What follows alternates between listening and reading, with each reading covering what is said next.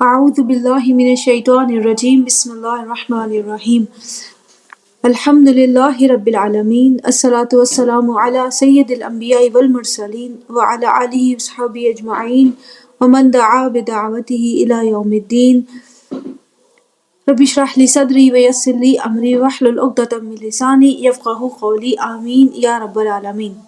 عبس وتولی ان جاءہ العامہ۔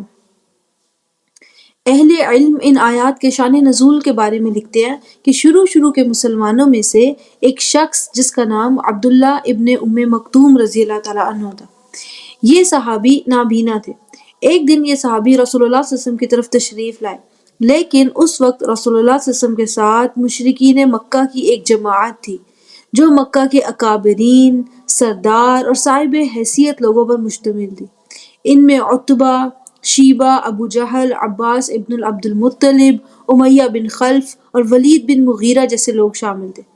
رسول اللہ صلی اللہ علیہ وسلم ان سے محو گفتگو تھے اور ان سے دین کی بات چیت فرما رہے تھے، انہیں دعوت اسلام دے رہے تھے۔ زیادہ تر دعوت دین کے بارے میں ان لوگوں کا ریئیکشن اسلام کا مذاق اڑانا، طنز کرنا، انکار، تکذیب، آرگیو کرنا ہوتا تھا، جیسے کہ اس کی مثال اس سے پچھلی صورت میں سورہ نازعات میں بھی گزری ہے۔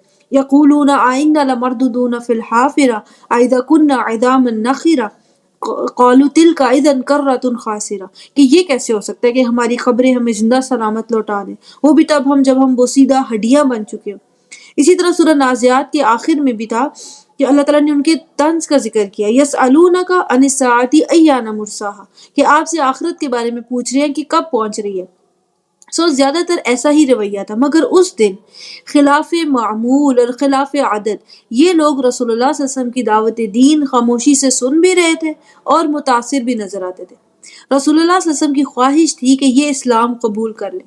اسلام قبول کرنا نہ صرف ان کی زندگی بدل دے گا، بلکہ ان کا اسلام قبول کرنا کوئی چھوٹا واقعہ نہیں ہوگا۔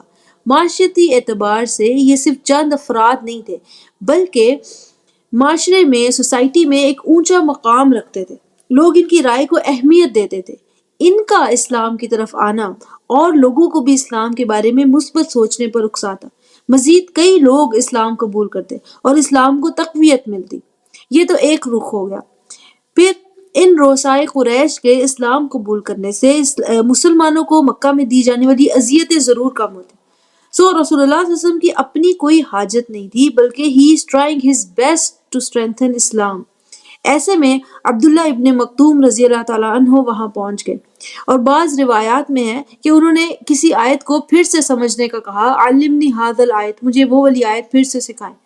یا پھر بعض روایت میں ہے انہوں نے صدا لگائی، یا رسول اللہ، اے اللہ کے رسول، اقرئنی وعلمنی مما علمک اللہ، مجھے بھی پڑھائیں، مجھے بھی سکھائیں اس علم میں سے جو اللہ نے آپ کو دیا۔ وَكَرَّرَ ذَلِكَ and he keeps on repeating, he keeps on insisting۔ رسول اللہ صلی اللہ علیہ وسلم کے لیے ایک بہت ہی آکورڈ سچویشن تھی۔ ایک طرف رؤسائے قریش تھے اور ایک طرف عبداللہ ابن مکتوم تھے۔ ایسے میں انہیں ڈیسائیڈ کرنا تھا کہ عبداللہ ابن ام مکتوم کے سوال کا جواب دیا جائے یا پھر ان رؤسائے قریش سے بات جاری رکھی جائے۔ تفاسیر میں یہ بھی لکھا ہوتا ہے وَخَشْيَتِهِ أَن يَفْتَرِقَ النَّفْرُ الْمُجْتَمِعُونَ، کہ رسول اللہ صلی اللہ علیہ وسلم کو یہ تشویش لاحق تھی کہ یہ جماعت جو ہے منتشر ہو جائے گی اور ان سے دوبارہ بات کرنے کا موقع نہیں ملے گا، مطلب موقع ملنا مشکل ہو جائے گا۔ رسول اللہ صلی اللہ علیہ وسلم نے ایسے موقع پر عبداللہ ابن مکتوم کو اگنور کرنے کا فیصلہ کیا۔ آئیں پہلے رسول اللہ صلی اللہ علیہ وسلم کے فیصلے کی حکمت عملی کو سمجھتے ہیں۔ ایک طرف رؤسائے قریش تھے اور دوسری طرف عبداللہ ابن ام مکتوم۔ اگر بات چیت کا موقع دیکھیں تو رؤسائے قریش سے بات چیت کا یہ غیر معمولی موقع تھا، جبکہ ابن ام مکتوم رضی اللہ تعالیٰ عنہ رسول اللہ صلی اللہ علیہ وسلم سے کسی اور وقت بھی ملاقات فرما سکتے تھے۔ اگر آدمیوں کے اعتبار سے دیکھا جائے تو ایک طرف زیادہ لوگ تھے، دوسری طرف صرف ایک ہی شخص تھا۔ دین جاننے کے اعتبار سے دیکھا جائے تو ابن ام مکتوم جو تھے وہ پہلے سے مسلمان تھے، جبکہ یہ لوگ ابھی تک مسلمان بھی نہیں ہوئے تھے، انہیں رسول اللہ صلی اللہ علیہ وسلم سے زیادہ دین جاننے کی ضرورت تھی۔ پھر رسول اللہ صلی اللہ علیہ وسلم ان اکابرین سے پہلے سے محو گفتگو تھے، جبکہ عبداللہ ابن ام مکتوم بعد میں تشریف لائے۔ اسلام کو مضبوط کرنے کے اعتبار سے اگر اس واقعے کو دیکھا جائے تو یہ بااثر لوگ اگر مسلمان ہو جاتے تو زیادہ لوگ اسلام کی طرف راغب ہوتے ایز کمپیئر ٹو عبداللہ ابن مکتوم۔ پھر یہ لوگ نہ صرف اسلام کی تقویت کا باعث بن سکتے تھے بلکہ ان کی وجہ سے مسلمانوں کی اذیتوں میں بھی کمی ہو سکتی تھی۔ رسول اللہ صلی اللہ علیہ وسلم کا فیصلہ اپنے اندر حکمت ضرور رکھتا تھا، دنیاوی اعتبار سے ایک بہترین فیصلہ تھا، لیکن اللہ جو العزیز، الکریم، الحکیم ہے، کل کائنات پر اس کی حکمت نظر آتی ہے۔ اللہ جو العلیم ہے، جو ماضی کا بھی علم رکھتا ہے اور مستقبل کا بھی۔ اللہ تعالیٰ نے اس موقع پر اپنے حبیب، اپنے رسول کی چوائس کو رد فرما دیا۔ اسلام دین عدل، دین انصاف ہے۔ اللہ کے ہاں تمام انسان برابر ہیں، کسی گورے کو کسی کالے پر، کسی کالے کو کسی گورے پر، کسی امیر کو کسی غریب پر اور کسی غریب کو کسی امیر پر، کسی عربی کو کسی عجمی پر اور کسی عجمی کو کسی عربی پر کوئی فوقیت حاصل نہیں۔ اللہ تعالیٰ کے ہاں تمام انسان برابر ہیں۔ وہی بارش جو امیر کے گھر برستی ہے وہی غریب کے گھر برستی ہے۔ جس ہوا میں صاحب ثروت سانس لیتے ہیں اسی میں غریب اور نادار لوگ سانس لیتے ہیں۔ اللہ تعالیٰ نے یہ پسند نہیں فرمایا کہ دین کو مضبوطی ایسے ملے کہ کسی اور کی ذرا سی بھی حق تلفی ہو۔ اللہ تعالیٰ کے ہاں تمام انسان برابر ہے، اگر کسی کو کوئی برتری حاصل ہے تو وہ تقویٰ کی بنیاد پر۔ اللہ تعالیٰ نے ایسے موقع پر اس شخص کو چنا جو بظاہر کمزور تھا، اسلام کی تقویت کا باعث نہیں تھا مگر دل میں ایمان مضبوط تھا۔ دوسری طرف اللہ تعالیٰ نے ایسی جماعت کو رد فرما دیا جو دنیاوی لحاظ سے مضبوط تھی مگر دل میں کفر اور دل میں تکبر تھا، اور ایسے موقع پر اللہ تعالیٰ نے انہیں یہ محسوس نہ ہونے دیا کہ اسلام ان کے آگے بچھا جا رہا ہے۔ اسی وقت، اسی لمحے اللہ تعالیٰ کی طرف سے وحی نازل ہونا شروع ہوئی۔ اسلام ہی حقیقی دین ہے، دین عدل و انصاف پر مبنی۔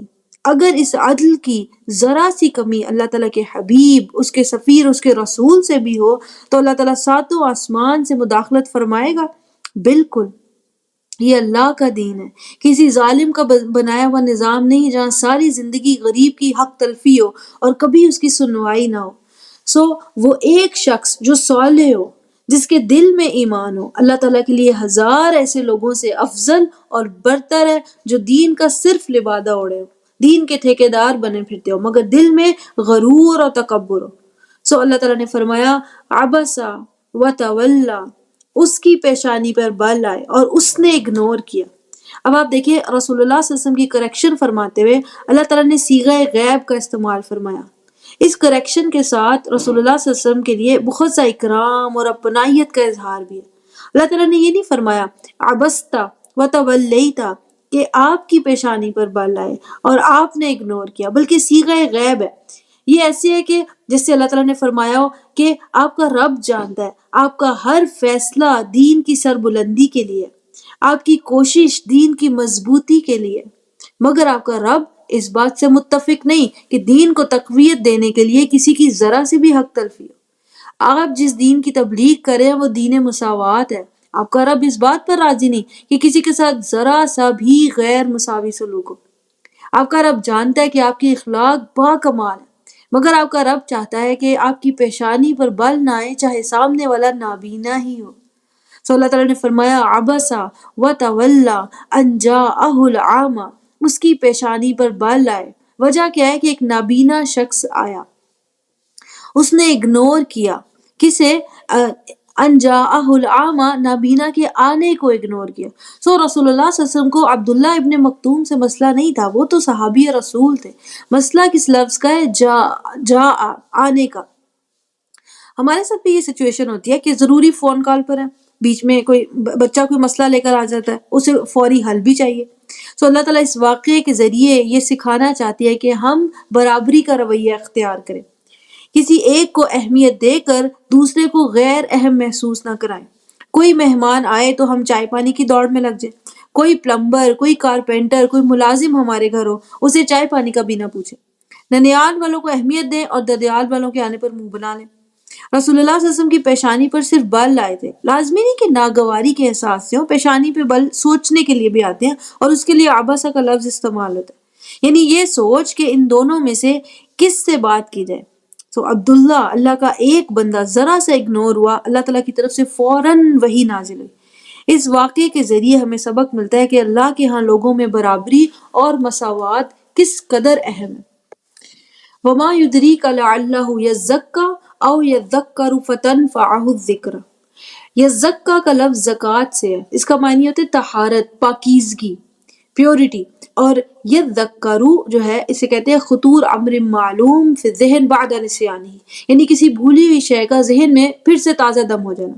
تو اللہ تعالیٰ نے فرمایا وما یدریکا، آپ کیسے جان سکتے ہیں، یعنی آپ غیب نہیں جانتے، اس لیے آپ کو معلوم نہیں اس شخص کا پوٹینشل جو دین سیکھنے کے شوق میں نابینا ہوتے ہوئے بھی بھاگا چلایا۔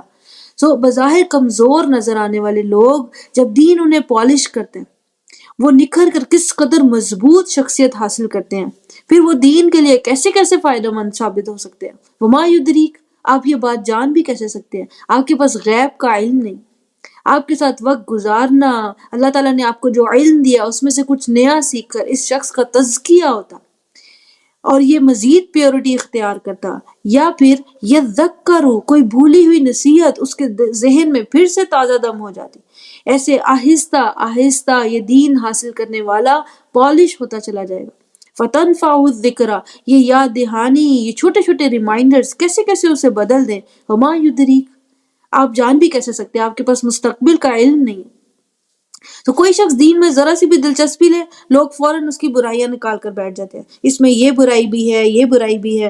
تو اسلام میں داخل ہونے سے، دین کو سیکھنے سے دل دماغ میں کوئی لائٹ روشن نہیں ہوتی، بلکہ یہ ایک تزکیہ کا عمل ہے۔ یہ عمل آہستہ آہستہ اپنا کام دکھاتا ہے۔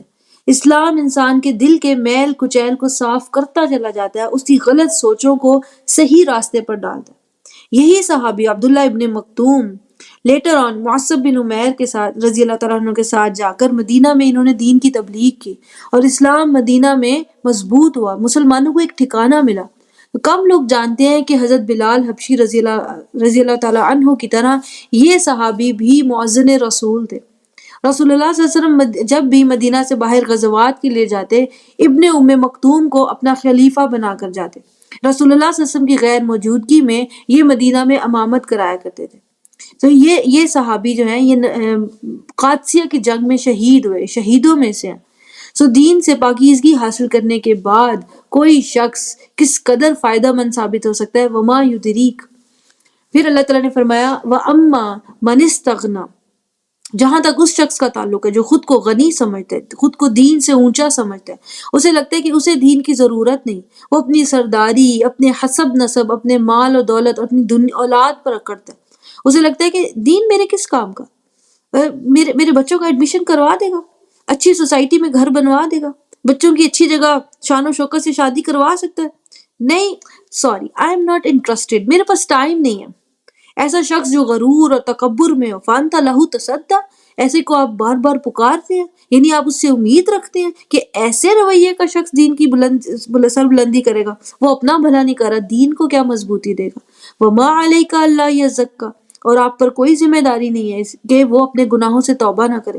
وما علیکا کے دوہرے معنی ہے، یعنی آپ پر ذمہ داری نہیں ہے، آپ نے صحیح اور غلط کا فرق پہنچا دیا، اب وہ اپنے اعمال کا خود ذمہ دار۔ تو آگے اللہ تعالیٰ نے فرمایا وَأَمَّا مَنْ جَاءَكَ يَسْعَىٰ، اور وہ جو آپ کی طرف دوڑتا ہوا آیا، آپ کنواں اور پیاسا بھاگا چلا آیا، آپ علم کا سمندر ہے اور وہ کچھ موتی لینے آیا، وَهُوَ يَخْشَىٰ، اور وہ خشیت اللہ تعالیٰ کا خوف بھی رکھتا ہے۔ تو یہ آیت اللہ تعالیٰ کی طرف سے گواہی ہے عبداللہ ابن ام مکتوم رضی اللہ تعالیٰ عنہ کی دل کی کیفیت کے بارے میں۔ وَأَمَّا مَنْ جَاءَكَ يَسْعَىٰ ایکسٹرنل لک ہے، یسعیٰ مطلب سعی، تیز تیز چلنا، دین کے لیے حریص ہونا، خواہش، دین کی خواہش میں دوڑے چلے آنا۔ وَهُوَ يَخْشَىٰ، یہ دل کی کیفیت ہے، انٹرنل لک ہے، اور دل کی کیفیت اللہ تعالیٰ کے علاوہ کوئی نہیں جانتا۔ تو باہر سے وہ دین سیکھنے کی خواہش رکھتا ہے اور اندر سے اس کے دل میں خوف ہے۔ اسی سے یعنی کہ ایسا ہی کانسیپٹ سورہ یاسین میں بھی ہے، اللہ تعالیٰ نے فرمایا انما تنذر من اتبع الذکر، کہ آپ اسی کو وارن کر سکتے ہیں جو ذکر کے تابع ہو، جو خود اس کی خواہش رکھے، وخشی الرحمن بالغیب، اور رحمان کا خوف بن دیکھے رکھتا ہو۔ تو اللہ تعالیٰ نے آگے فرمایا فَأَنْتَ عَنْهُ تَلَهَّا، آپ نے ایسے ہیرے کو اگنور کر دیا۔